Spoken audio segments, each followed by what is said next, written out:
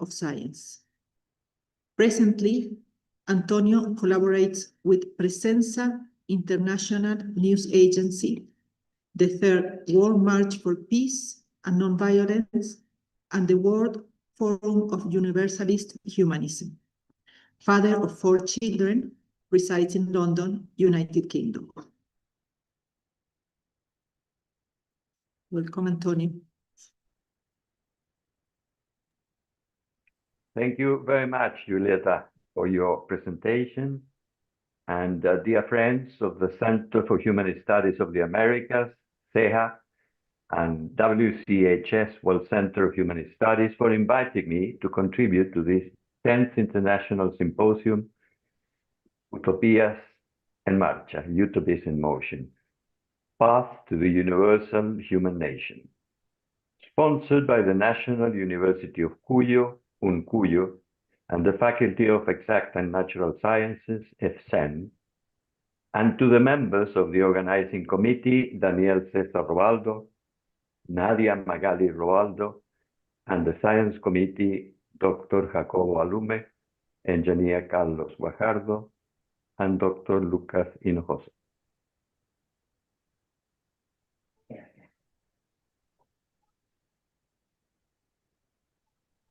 The beginning, 56 years ago, on the 4th of May 1969, in this same place, the Utopia of the Universal Human Nation was set in motion by Mario Luis Rodriguez Cobos, Silo, founder of Universalist Humanism, with a speech known as The Healing of Suffering, which you can find in www.silo.net.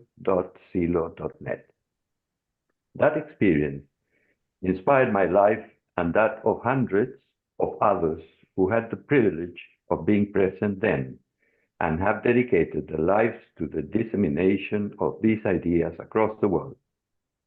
There and then, the utopia of humanizing the earth towards a universal human nation was born. We all know a utopia stops being such when it materializes. But before materializing in the physical world, in the social world, a utopia must materialize in our thoughts, in our feelings, and in our actions. Then gradually it starts to become contagious, to communicate to others. Then a small molecule is born, then many others, and social tissue starts to grow. When it reaches a certain mass, the whole social body, its organs and expressions change, sort of following the patterns of creation at all levels. In the system of thought of Universalist Humanism, it is understood that nothing exists in isolation in the universe, but in dynamic relationship with other beings within conditioning ambits. Everything is in perpetual motion, in continuous transformation. The universe is still under creation after the Big Bang about 13.8 billion years ago. Life is energy. Energy is never still, but in perpetual transformation and movement. Each one of us is a conglomerate of energy with different levels of vibration. Energy never disappears, it transforms. Life is permanently evolving. Our present world and ourselves as individuals are also in permanent change, and we can give direction to that change in a progressive and evolutive direction. Silo did not teach us about universal laws at the mountain, but some of these ideas did circulate at the time in small writings among the initial groups of followers, both in Argentina and Chile, igniting faith, energy, joy for life, and tireless action. Silo spoke in the mountain about the existential experience of human suffering, a masterclass about the origin of suffering in human mind and its expression as violence, in its behavior both personal and social. He did not just describe this solipsism, but also the way of escaping from it, overcoming suffering in ourselves and in society around us. He explained that this can be done simultaneously within ourselves and helping others to do the same, by sharing the experience of hope, of joy, and the possibility of transformation. Since then, we intentionally brought these teachings all over the world, and in the coming years began to see seeds germinating in the hearts and minds of thousands of people in all regions of the world. Silo continued teaching and writing non-stop until he left this life in 2010. He created a body of doctrine translated today to many languages and growing further into the grasp of more people every day. In a nutshell, it is a philosophy of life based on our own human experience that opens the way to self-transformation, expanding our level of consciousness to higher understanding and action, our level of behavior to nonviolence, compassion and solidarity towards fellow human beings, encapsulated in the golden rule of treating others as we like to be treated.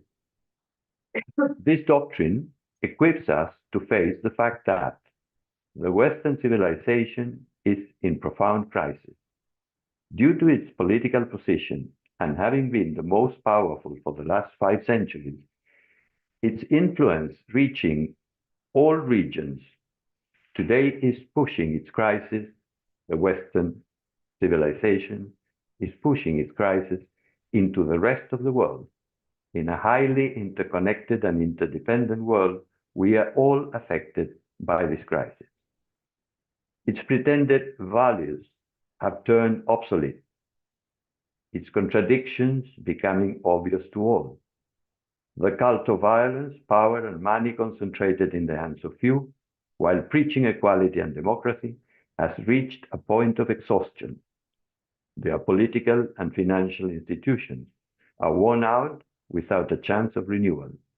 Anti-values rampant. Wars growing artificially with no intention of resolution. It is obviously the end of an era, and the world must move decisively to another civilizational paradigm. In our view, universalist humanism, a humanizing force.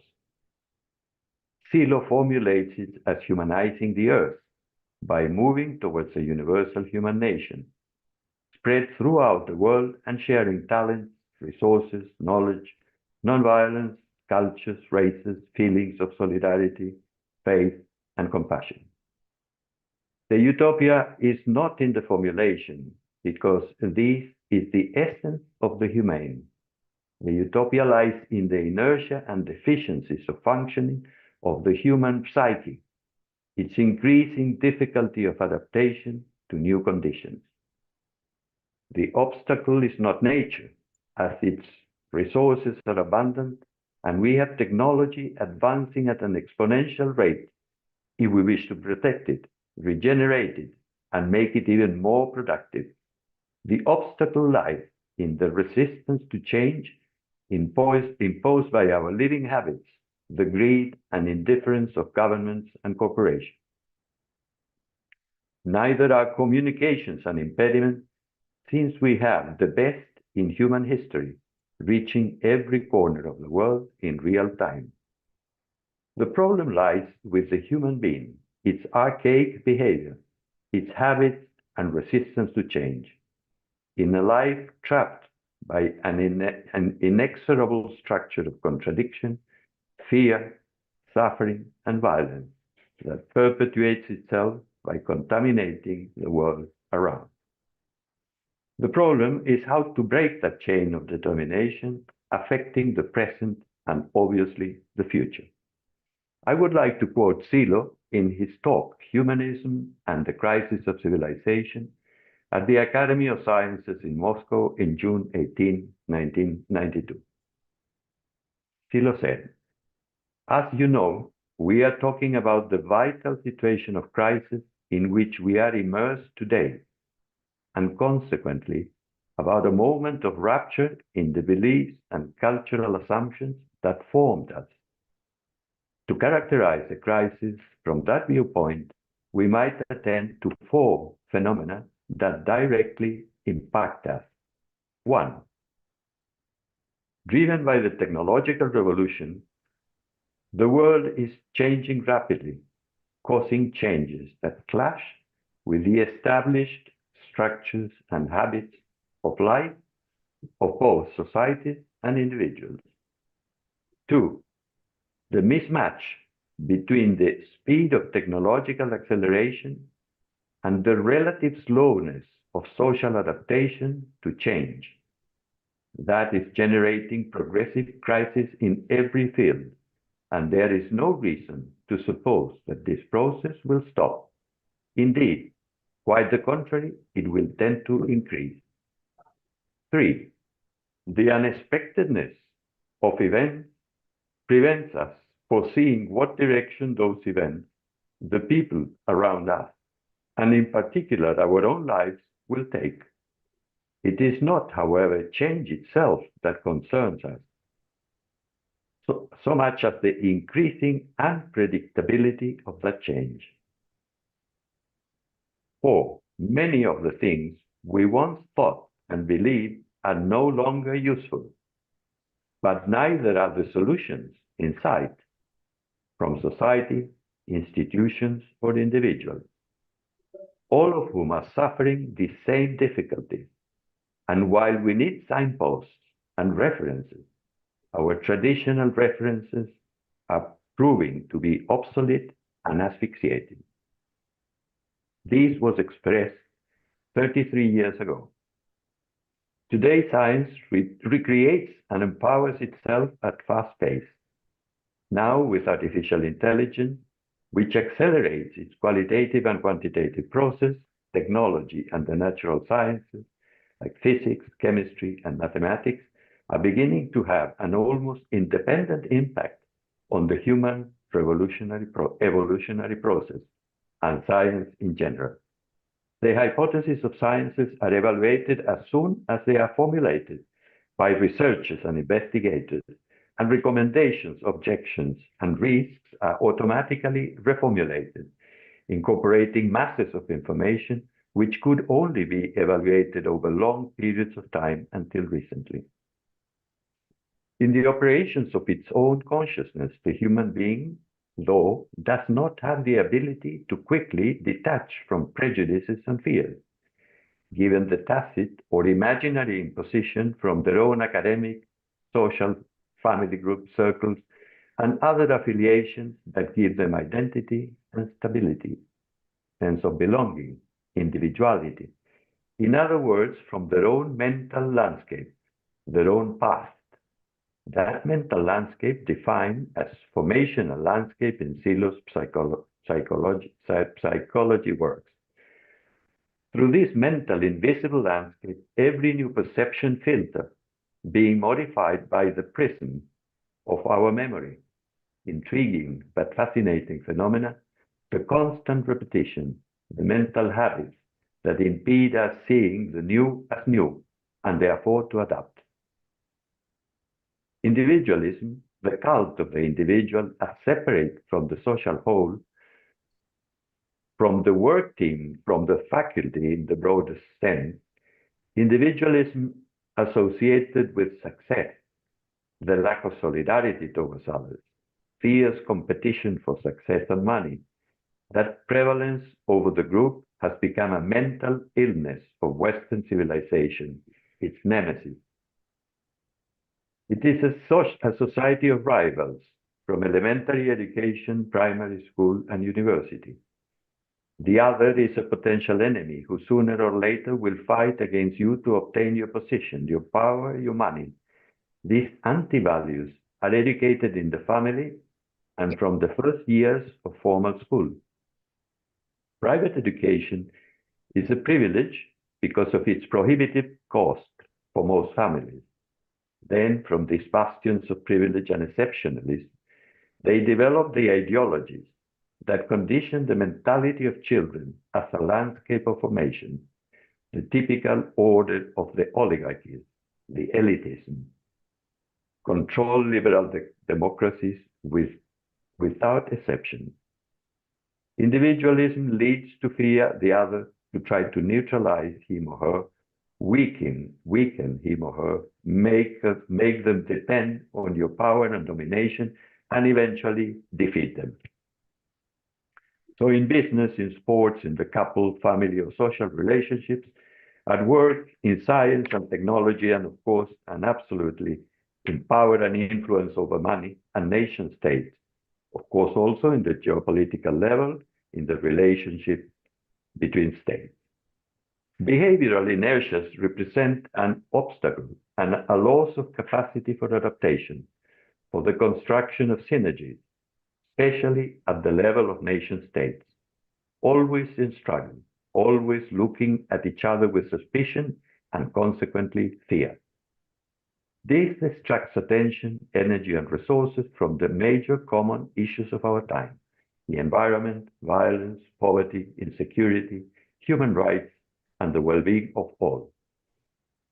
We ought to produce a mental change, a change in the psychological culture towards a culture of peace, solidarity, equity, the well-being of all, not just a few. Philo's philosophy, Universalist Humanism, returns to each one of us the responsibility for change as individuals and by influencing society around us. Not governments, corporations, armies, or supernatural forces. There arises a utopia with simple, profound, and a universal message. Responsibility is returned to the individual in the deep sense, a different way of being in the world, conscious life. The challenge of awakening the mental level of self-awareness, overcoming violence in oneself and in society around us, treating others as you want to be treated, the theory of action, work with our inner force, and attentional development, reconciliation with ourselves and others, are some of the developments and self-improvement works proposed by Silo. Abundant literature on Silo's doctrine you can find in several languages free of charge at www.silo.net. Today's world is changing at a fast pace. Its general orientation, US Wide West hegemonism, is being rejected by most countries, jointly the largest populations and economies in terms of GDP. A new sensibility is developing. China, India, the rest of Asia, the Middle East, Africa, and Latin America, a new social and political sensibility is emerging and strengthening in appropriate institutions. This is expressed in consensus associations in social movements between states and regional. SCO, Shanghai Cooperation Organization, partnerships in South and Central America, CELAC, in Africa, the African Union, in the Middle East and Central Asia, in Southeast Asia, in BRICS, partners and candidates, add to more than 80% of the world population and growing. They aspire to a new multipolar world order, a redefinition and modernization of the United Nations, including the reform of the Security Council, where a few countries not representative of today's world arbitrarily impose their vetoes by immobilizing the resolutions of the organization. Among others, the resolution of the conflict between Israel and Palestine, recognizing both states and the territorial limits of 1967. A new world order is underway, committing to the care of the environment according to the international agreement, affirming the role of the International Court of Justice and protecting it from coercion by third states. A just international order requires fair order within nation states. If citizens know and feel that their rights are legally protected at the international and regional level, they will not hesitate to elect governments committed to the international order within their states. All this is achievable, and we are not too far from achieving it at a global level if we persevere in the defense of human rights in our immediate environment. Communication between populations for tourism, work, sports, studies, employment, culture, etc., is increasing every day, and at a greater speed and in growing volumes. These human exchanges, no doubt, have positive effects, cultural exchanges, and better understanding of other cultures, habits, aesthetic conceptions, fashion, languages, all facilitated by advances in communication technology, covering other geographical spaces in real time. And what about the people?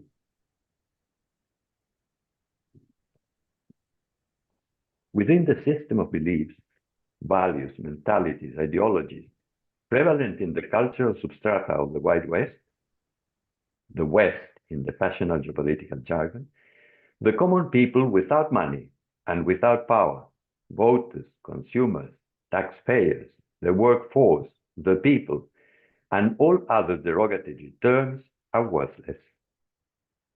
But they are the force, social energy, that the system seeks to exploit and manipulate, since it is perfectly known by the elites that without their energy, nothing can be done. Power and money elites who reinforce and protect each other are strong only if they manage to manipulate, persuade, divide, and use the people. To do this, they use the media, that endlessly disinforming, disseminating false narratives, interpretations of reality, omissions, lies, or distortions of events to persuade, confuse, divide the population to support their positions. They are always summoning people, trying to channel their energy into their own design and interests, to sell their products, to gain in influence, money, and power. These are the deities worshipped in this historical cycle in decline. These are the deities, the religiosity, the historical myth of our times. People are talked about, but they are despised, stripping them of their humanity, their intentions, their essential needs, and the freedom. The ideology of the system is oppressive, despite its mask of freedom, exactly the opposite of freedom. That the humanists call violence. The most hidden secret is that human energy moves the world. Like any organism, without energy dies. The best capital available is the human being, conscious, intelligent, creative, and industrial. There is nothing that is not created and used by human beings.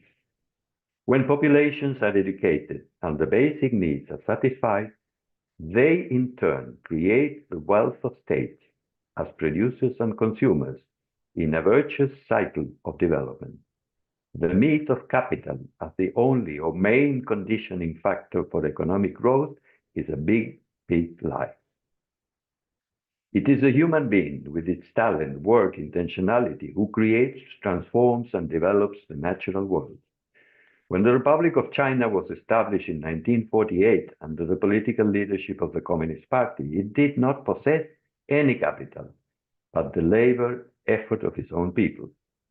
A millenary culture, disciplined and laborious, with a social supportive sense. No Western state supported China with capital, credit, or technology. China built its first dams to generate electricity by hand. Today, they are the first economy in the world, with the most advanced technology. How do believers in financial capital, banking, and money explain it? Well, they prefer not to, because explaining it would lead them to abjure the beliefs and to recognize the fallacies of their ideology. When the system of anti-values of the West is exhausted by the simple abandonment of the support of the people, it will be left aside, and the search for new principles and values will become a priority. That moment seems to be looming closely every day. More indicators in that direction become visible. The centrality of the human being and its fundamental rights and needs must be addressed. The recognition of violence and the need to overcome it, identifying its roots and transforming them, waking up to the real meaning in life is urgent. The theme of human freedom, it is not proposed nor understood. It is not a priority either for today's culture or the future by the majority of the establishment. Violence is an expression of the lack of freedom and the contradiction within which it is experienced at a deep level in each one of us. Is the expression of the lack of freedom. The real possibility of modifying it and the transformation of the human being. To that aim, we have expanded and deepened the World Forum of Universalist Humanism, founded in Moscow in 1993 as a joint initiative by the Russian Academy of Science and the Humanist International. After abandoning the rule of the Communist Party of the USSR and declaring instead an association of independent states, Mikhail Gorbachev and Perestroika became the hot spot of the world. We humanists went there to study the process, get acquainted with the Perestroika phenomena, and perhaps, and why not, share the principles and values of Universalist humanism. A fructiferous relationship developed thereafter. Members of the Academy of Sciences founded the Humanist Club of Moscow, suggested to organize a humanist forum in Moscow in 1993, inviting Silo as key speaker. Later, the Academy bestowed on Silo an honoris causa doctorate and recognition for his contributions to peace, nonviolence, psychology, and human sciences. Since then, humanist forums have taken place in many countries, in all continents, with the participation of thousands of people. Now that the global culture has reached a point of crisis of such intensity, and humanity seems to have lost its north, we have felt, as a matter of urgency, the need to establish the Forum of Universalist Humanism as permanent with the predominantly virtual format. The forum, based on the work of thematic tables, is open to everyone, with the sole limitations to participate of those supporting discrimination or violence of any form. Other than that, it's open to all. A secretariat coordinates the flows of information amongst thematic tables and the general calendars of activity. New tables can be established according to the interests of participants, who set up their own procedures, frequency of meetings, languages, and topics of study. The first open assembly took place on January 25th, 2025, and the second open assembly on April the 5th. Both well attended, included participants from 48 countries from the Americas, Europe, Africa, and Asia. At the moment, there are 15 thematic tables in operation, ranging subjects such as education, health, peace and disarmament, colonialism, human rights, gender violence, humanists in different cultures, social ecology and climate change, revolutions and psychosocial phenomena, universal basic income and the economy, sports and arts for peace and nonviolence, population displacements linked to wars and armed conflicts, proposals for a global system change, peace in history, and history of peace. We believe that Humanist Forum can become an active contributor to the change of mentality that the complex present world demands. Common people must have a say and become able to actively study and achieve constructive conclusions in regards to the fundamental problems of our times, creating awareness based in the experience and views of the common citizen, sharing views and approaches and learning from one another. This empowering bottom-up education approach, free of charge for all, can have important and transformational effects for an in-depth understanding of the new world and culture, where we human beings must be the central value and concern, setting thus the basis of a new civilization, the universal human nation. Many thanks.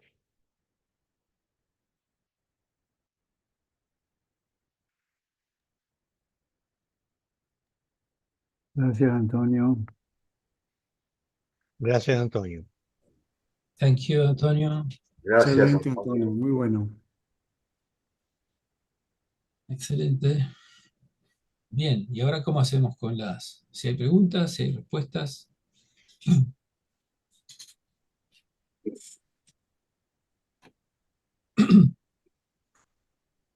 Hay Fulvio De Vita levantó la mano, la bajó. Gracias, Antonio. Bien, los intérpretes pueden intercambiar idioma hablando hacia el inglés. Bueno, Antonio entiende inglés, entiende español, digo, así que no hay problema. Pero otros idiomas pueden hablar hacia al canal izquierdo y decirlo en la sala general, si quieren traducir a la inversa.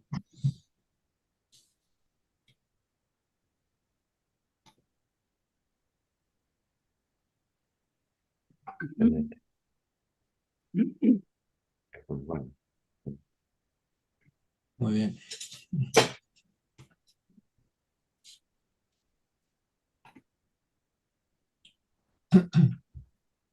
¿Quién va a ser el primero?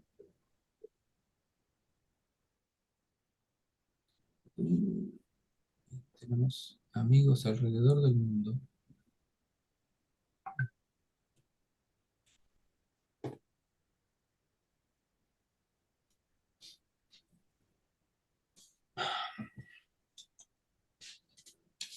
ya sé cómo estamos.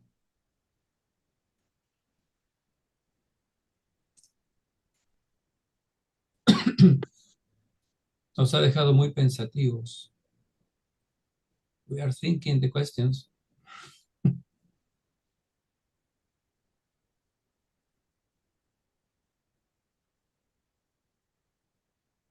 Antonio, quisiera hacer una pregunta. Claro. Gracias. Y yo quisiera remontarnos un poco a aquello que empuja todo este proceso histórico. Quisiera, desde tu propia experiencia, tu propia sensibilidad, ¿cómo ves este proceso histórico y la relación entre el sentimiento religioso y la actitud humanista? Gracias.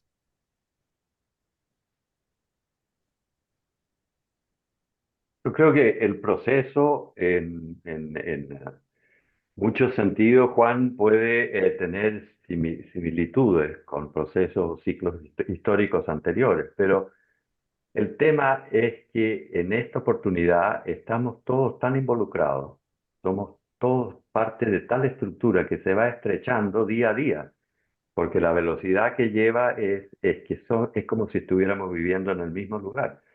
Mira ahora cómo nos vemos, participamos y nos preocupamos por temas que plantea uno de nosotros desde un lugar distante, y así ha sido todo el simposio. Pero esto, imagínate, si lo decía hace 30 años, esto se va a acelerar y mira cómo se ha acelerado. Claro. Y como no está concluido, claro, se están produciendo desplazamientos importantes, reordenaciones, pero mientras tanto se va a acelerar mucho más. Entonces el surgimiento de nuevas crisis es muy próximo. Y sobre la segunda parte de la pregunta, yo creo que el humanismo y la visión de la sociedad, desde nuestro punto de vista, es una mística. Y el corazón de las religiones en la historia ha sido una mística. Pero entonces ahora se empieza a entender que el acceso a la mística en profundidad es un fenómeno humano y se tiene que alcanzar dentro de la conciencia humana, dentro del corazón de cada uno. Y lo que intenta decir esta charla es que precisamente a nosotros nos han colocado en el escenario, porque siempre estamos pensando que son los otros factores los que determinan. Pero la posibilidad esencial del cambio es que uno se haga cargo de su propia libertad en sentido profundo. No si un día se viste de una manera o luego se viste de otra. No, en el sentido de qué está uno dispuesto a hacer, violencia. Precisamente a nosotros nos han colocado en el escenario, porque Ups. siempre estamos pensando que son los otros factores. Bien, Antonio, Sí. eh, puedes hacer las respuestas en inglés, así no hay problema. Quienes estamos en español podemos escucharte por la traducción. Ujú. Y si preguntan en español, si tienes la gentileza de simplemente 2 líneas de resumir esa pregunta en español, pasándola tú al inglés y sabes lo que estás contestando. Gracias. Ujú.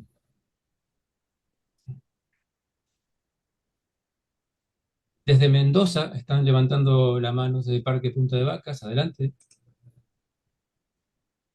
from Mendoza in Punta de Vacas. Go ahead. Gracias, Gabriel.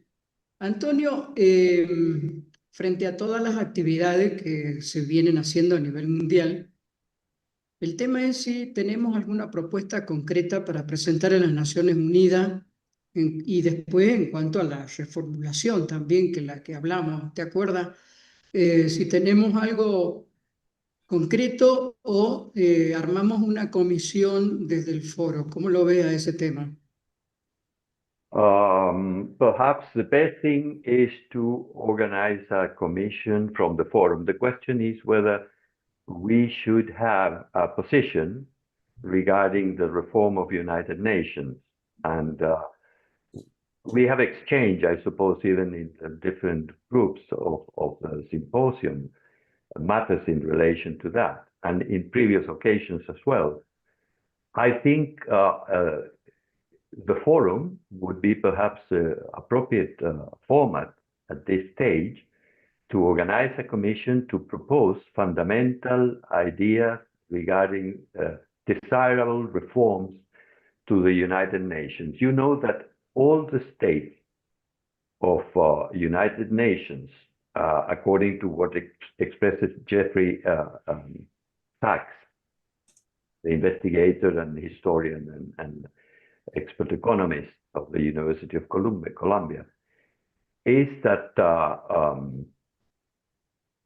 98% of the countries of the world, excepted the United States and excepted some islands of the Pacific, are in support of the resolution of the problems between Palestine and Israel, following the pattern of the agreements, world agreements of 1967.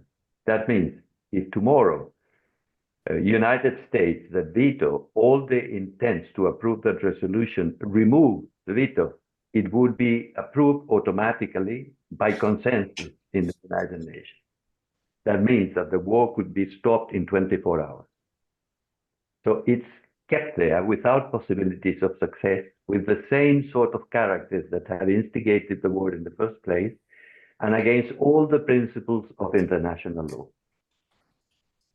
So it's one thing is the possibilities that we have. We could draft reforms that have enormous common sense, because we all feel what is not working well at that level of United Nations. Yet they are vetoed, and we don't have the capacity to implement. So the organism that belongs to all the nations in the world has been neutralized, muted by the interest of only one group, and the group so in power in Israel, because it's not the Israeli people, it's the group that is in power and in control of government, that is Netanyahu and his crowd, that they have been 20-something years, they are dictating all the policies in the Middle East. And the Americans, through the same groups of that clique in American Congress and in other positions of power, make the counterbalance, and they secure the votes, and that's it. They silence the world. So there is something very sickening and very intentional and very destructive. And people need to become aware of that. So coming back to your original question, I think in the forum we could discuss these matters, we can document these matters, we can establish contact with those international experts that knows all the facts, because they have been accompanying the history of the big conflict, and so on and so forth. Macanudo, Antonio, gracias. Hay que armarlo, seguir trabajando y bueno, hay gente que está interesada en participar en este foro, así que si podés poner una referencia en el chat, muy bien quedaría para los que están preguntando. Gracias, Antonio. Un abrazo. Muchas gracias. Muchas gracias por invitarme. Terminamos aquí, ¿no? Chao. Como ustedes quieran. ¿O no? ¿Hay más preguntas, consultas? Pues, Bueno, nosotros hemos terminado. ¿no? Así que lo tenemos que ver, porque Trasladarle una pregunta a Antonio. ¿no? .org.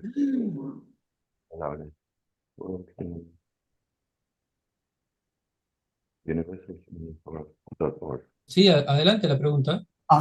Si en este 10º simposio sabemos que las utopías en marcha han sido cientos y que se han quedado fuera, yo creo que miles de sentimientos y emociones y ideas en las que el mundo está también promoviendo historia, con lo que tú has visto no solo en el recorrido de la marcha mundial, sino también en los diferentes foros. ¿Qué, qué resaltarías tú que se está dando también como utopía, que necesitamos darles ese reconocimiento? Muchas gracias. Yo creo que cada uno de nosotros tiene ciertas tendencias o ciertas preferencias o ciertas habilidades que son únicas, donde tenemos la mejor potencia para aplicar nuestra energía en, por ejemplo, en radiodifusión, si no me equivoco, un punto fuerte por tu parte, ¿no? Entonces, si nos aplicamos nosotros y formulamos nuestras utopías en consonancia con lo que son nuestras mejores habilidades, eso nos va a permitir el máximo efecto sobre nuestro medio inmediato y sobre la gente que en medios que no son tan inmediatos vibra en nuestra misma frecuencia y puede escuchar nuestro mensaje con mayor claridad y fuerza. Y de esa manera, si nos vamos sincronizando las actividades, pero no limitando nuestra autonomía organizativa de ninguna manera, sino sabiendo qué están haciendo otros y ir aprovechando mientras vamos navegando en la dirección de nuestra utopía general, que es la humanización del mundo, vamos aplicando todo lo mejor de las formulaciones en campos particulares que nosotros podamos hacer de esa utopía. Yo creo que son muy convergentes.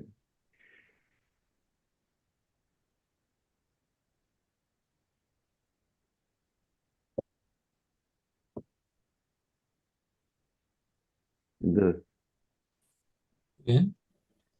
¿Alguien más? Bien. Entonces, Gabriel, Guido, sí, adelante. Antonio, en el momento actual, las tensiones fundamentales del mundo parecen estar repartidas entre el bloque occidental, formado por Estados Unidos y Europa, y el resto del mundo prácticamente, ¿no? Es decir, probablemente hay un cambio en marcha desde un mundo que pretende seguir siendo unipolar y pretendería, si pudiera, convertirse en un imperio, y otro bloque de naciones muy importantes, por ejemplo, organizado en este momento en torno a los BRICS, ¿no es cierto? Que yo personalmente considero que pueden ser una esperanza para el futuro, pero ¿piensas tú que los humanistas podríamos hacer algún tipo de contribución para que el mundo pase a ser un mundo multipolar? A lo mejor de esa manera podemos avanzar en la dirección que nos interesa, hacia la nación humana universal. Yo creo, Daniel, que nuestra contribución ya se empieza a notar. Por ejemplo, yo he escuchado discursos In English, de please. presidentes latinoamericanos más progresivos Okay. y ya todos han hablado de, por ejemplo, el colombiano y nuestra amiga mexicana, se han definido como ni de izquierda ni de derecha, pero humanistas.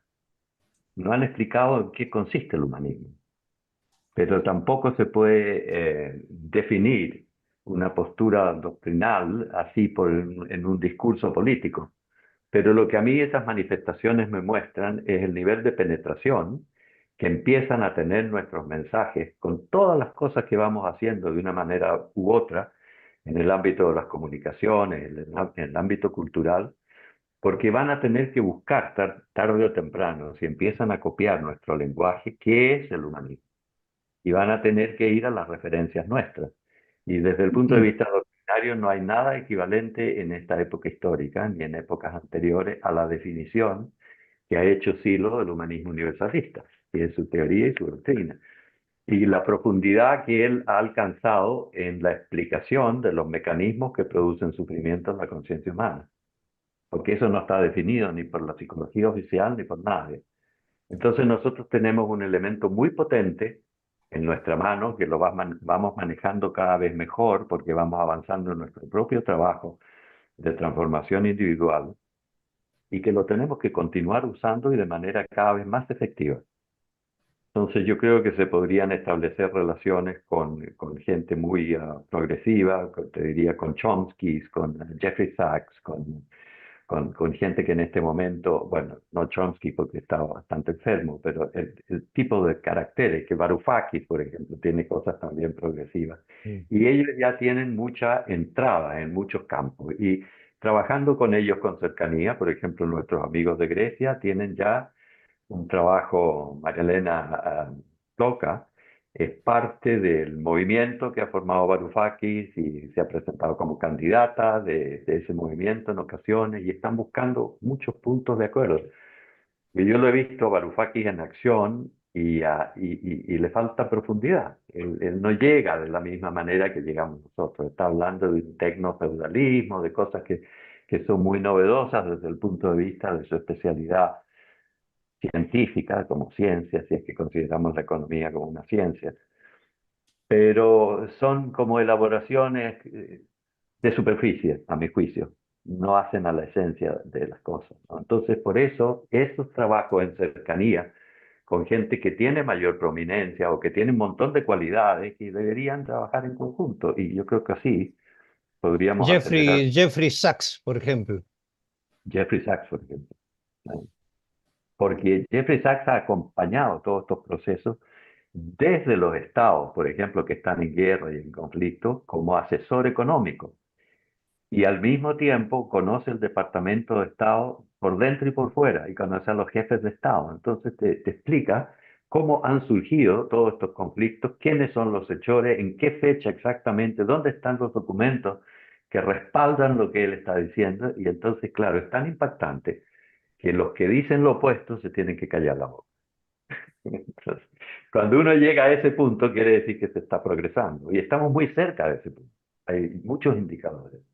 Así que volviendo a tu pregunta, yo te diría lo que tenemos que hacer es continuar haciendo lo que estamos haciendo. Indudablemente, aprendiendo de nuestra experiencia, lo vamos a ir haciendo cada día mejor. Bien, ¿Estamos bien? bien. Buena respuesta. Esperanzadora. Ahora sí, yo lo siento así, ¿no? Te digo. Muy bien.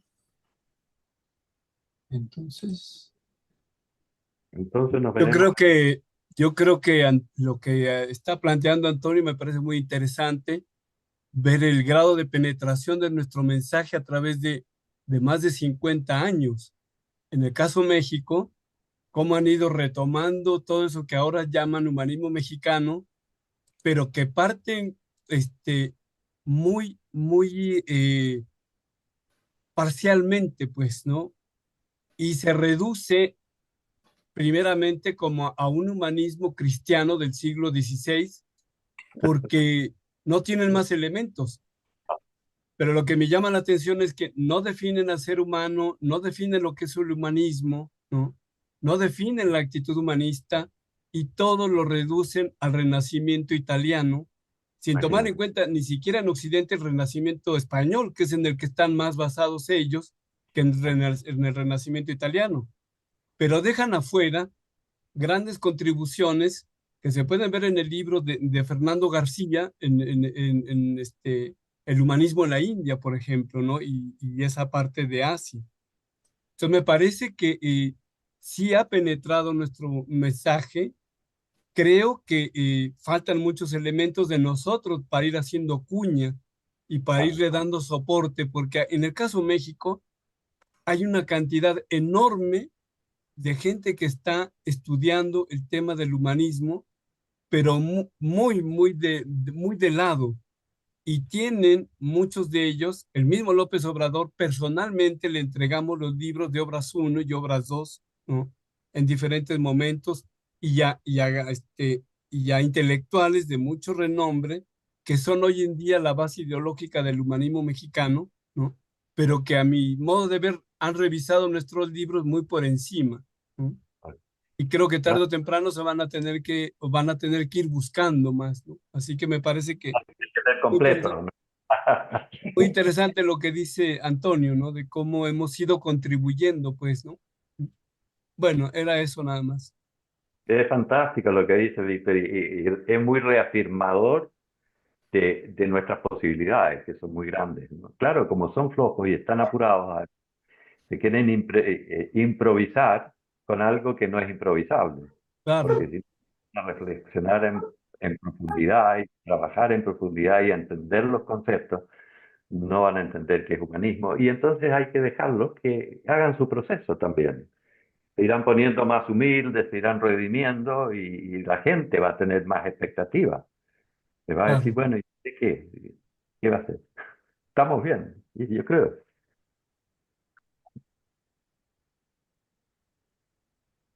Sí, la humildad va a ser un elemento importantísimo en el caso mexicano, ¿no? Claro, claro. Porque esa expresión chauvinista del humanismo como que se reduce a México y pareciera que es la panacea mundial, ¿no? Y no, yo creo que el resultado del humanismo mexicano que plantean se reduce únicamente a lo político, ¿no? Exacto. Y dejan de lado otras cosas mucho más, bueno, que también son muy importantes y que complementan y le dan espíritu a lo político, ¿no? Le dan espíritu, claro, es La- la sustanciación de lo político, si no, no lo podrían sostener.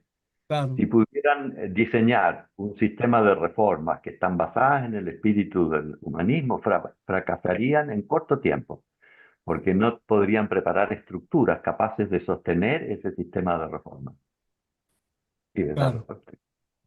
Bueno, esa es Fíjate, la disyuntiva que yo veo acá en México, ¿no? O sea, ¿cuánto tiempo puede durar esta difusión del humanismo mexicano si le falta el espíritu, ¿no? Y lo reducen como a una cosa totalmente externa, ¿no? Todavía hablando de derecha, de izquierda, pero ya se empieza a escuchar eso de ni izquierda ni derecha, son humanistas y la propuesta de nosotros es humanismo y antihumanismo, no hay más, ¿no? Y el lenguaje nuestro también debería irse modificando, en ir variando, ¿no? La izquierda y la derecha, que ya hicieron un gran aporte en la historia, así que yo creo que habrá que darle para adelante con nuestras ideas ahí, incursionar ahí. Porque estamos recién empezando a notar que hay un efecto de penetración en el medio y eso es un aliciente muy grande, nos tiene que llenar de entusiasmo, porque estamos bien. Todos nuestros amigos van escribiendo distintas cosas y además tenemos el mecanismo de presencia como para ir publicando. Y nosotros vamos publicando cada vez con más sustancia. Si tú lo que acabas de decir ahora, por ejemplo, explica que es tan parcial, que solamente cubre un fenómeno político, pero que si no tiene sustancia espiritual o ideológica profunda, no puede tener éxito y tú empiezas una serie de artículos, bastaría 3 o 4 artículos, como para todos los otros que están estudiando el fenómeno del humanismo, del renacimiento, no sé dónde, empiecen a golpear tu puerta. Es decir, oye, Víctor, tú has dicho unas cosas interesantes, ¿por qué no vienes a tal mesa redonda y charlamos de esto y de lo otro? Están en proceso. Entonces, lo que yo tiendo a ver es el proceso que empieza a apuntar en una dirección que nos favorece. Pero va a tener muchas vueltas y revueltas como los procesos. Claro, claro. ¿No?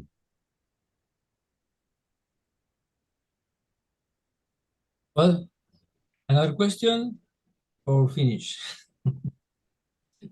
this meeting? Podemos hacer muchos otros foros interesantes. Así que, bueno, ¿Qué dices, Antonio? Repite, por favor.